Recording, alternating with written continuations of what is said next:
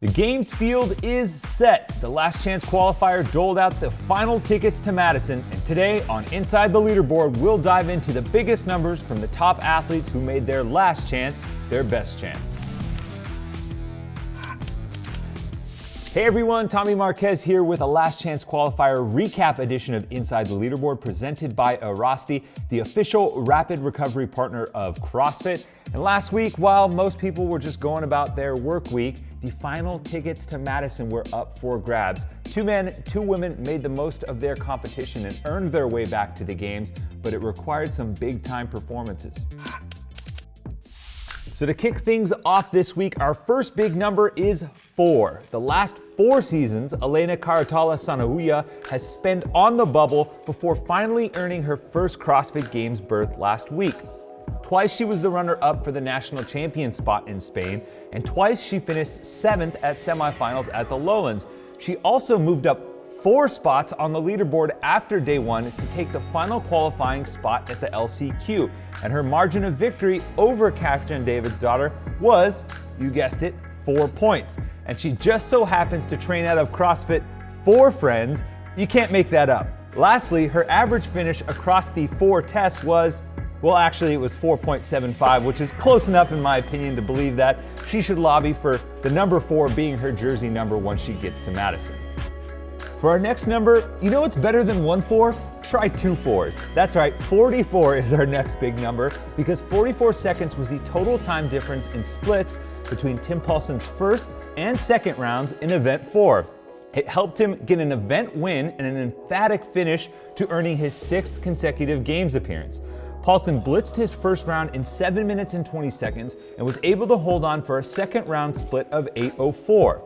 To put that in perspective, if you ditched his faster round and just doubled his slowest round, he'd still finish 3rd in the event. And if you took that a step further, and the 8:04 round was his fastest round, and he slowed round 2 to the same beat of about 44 seconds, his time still would have placed him 5th, which makes the much faster pace that he actually held so much more impressive. Most of the time difference between rounds came during the 50 burpee box jump overs in the second round, where he was 42 seconds slower in round 2.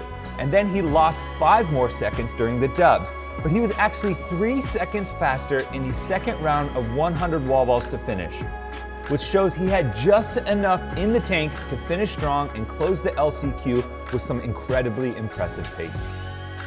Our final number comes from Arielle Loewen, who by far had the best competition out of any athlete. The number is 8.4, and it represents the average pace time per shuttle run that she maintained throughout the entirety of her win in event number 3.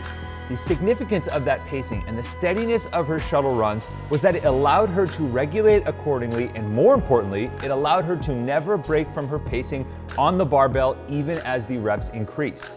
The shuttle runs accounted for 60% of her total working time, which is totally fine considering that number really allowed her to reduce the total working time of her clean and jerks.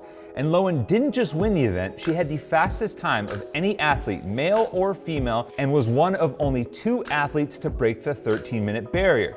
Interestingly enough, when talking to her, it was the one workout that she was actually most nervous for, but maybe it was the other athletes that should have been nervous. So let's hit depth on that number, because even though mid-workout pacing for something like shuttle runs is more of a feel type thing rather than a conscious decision made while actively timing out the clock, I think it's still cool to see how that pacing played out round by round relative to the average.